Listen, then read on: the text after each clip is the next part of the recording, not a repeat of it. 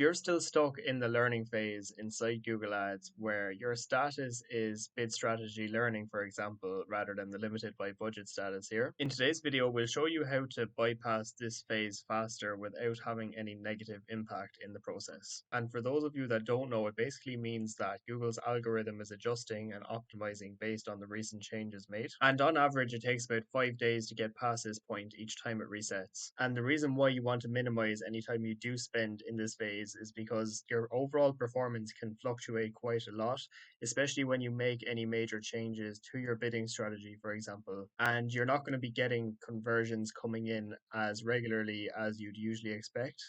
So we really want to minimize the amount of time overall you spend inside this phase. So the first and most obvious thing you want to make sure you do from the offset is to not be making constant tweaks, especially at the beginning of when you start running a new campaign. And you should have a plan in place from the beginning of everything from not only your bidding strategy, but your keyword targeting, location targeting, device targeting, audience targeting, and so on. But for the most part, making changes to your bidding strategy, especially, is what really seems to drive campaigns back into learning mode. And so it's really important to go into a brand new campaign with an exact idea on when you're going to actually change bidding strategies so that you're going to minimize how often you're changing bidding strategies in the first place. So if you decided for your bidding strategy to use maximize clicks, for example, at the beginning with a maximum cost per click bid limit, which is what we usually recommend for any campaign starting out, and you decide you want to wait until you have between 20 and 30 conversions before you change your bidding strategy over to maximum conversions, then it's really important to stick to that plan and not make any changes to your bidding strategy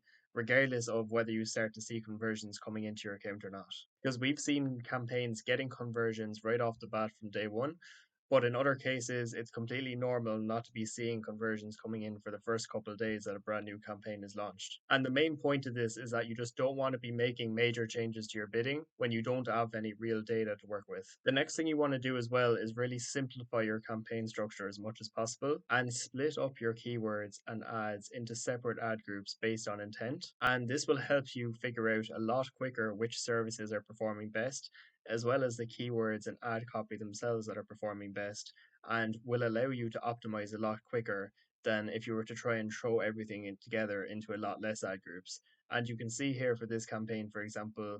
we started working with a lot more ad groups at the very beginning and saw quite quickly which ad groups were performing best, and we were able to focus all of our budget onto those best performing ad groups because we had those segmented at the very beginning. And something else that'll really speed up the initial data collection phase is having a daily budget high enough that actually allows you to get that conversion data early on. And the short answer to what you use for your daily budget is simply enough to get at least 10 clicks per day, assuming that that'll help you get at one conversion per day for your campaign, with the idea being that within 1 month that you'll get your 20 to 30 conversions using a manual or max clicks bidding strategy so that you can eventually switch over to maximize conversions or smart bidding using a target CPA a lot quicker. So the daily budget that you set is completely dependent on the cost per clicks of the keywords that you want to target in your specific area.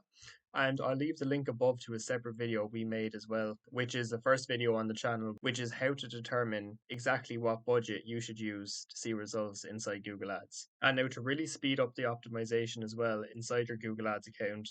unless you're running campaigns with completely different cities or completely unrelated services that are worth, completely different amounts and are unrelated to one another, you should, for the most part, aim to consolidate all of your campaigns into one. And the reason being is that the more conversion data that you're able to gather within the one campaign, the quicker you're going to be able to optimize overall. Because for this campaign, for example, we just have the one campaign,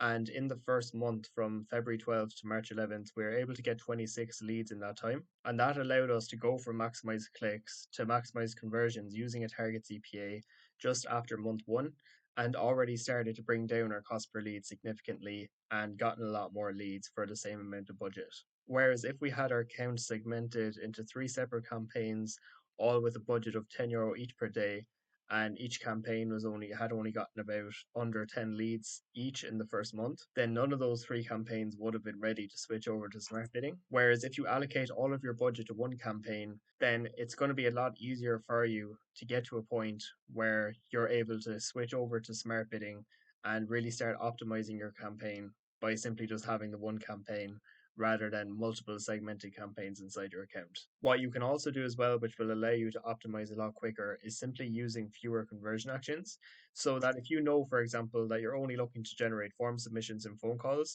that you should only have conversion actions set up for those actions. Because the less conversion actions that you have, the quicker Google's algorithm is able to optimize and try to focus on showing your ads for those that are likely to actually take the actions that you want them to take. Whereas if you had conversion actions set up for all of the different pages on your website and just completely different random actions that aren't really necessary and don't actually indicate that the person's going to turn into a lead and don't actually indicate that the person is making an inquiry, for example, going to the contact page on your website, then not only are you making conversion actions for actions that don't really matter, but it's also going to take Google's algorithm a lot longer to optimize because you have so many different conversion actions that you're now trying to optimize for. And lastly, as well, on the topic of conversion actions, for those that you do set up,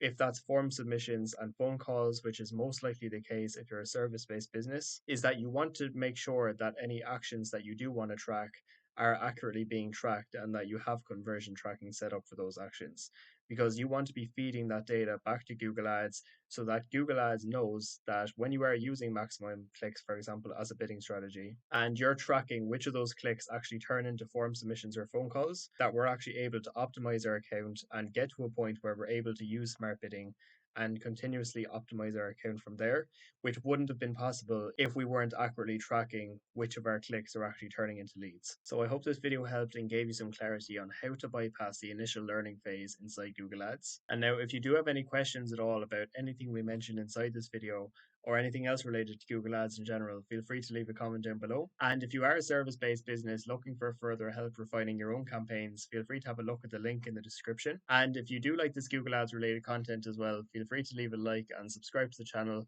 as we'll be posting all things related to Google Ads here daily. And hopefully we'll see you inside the next video.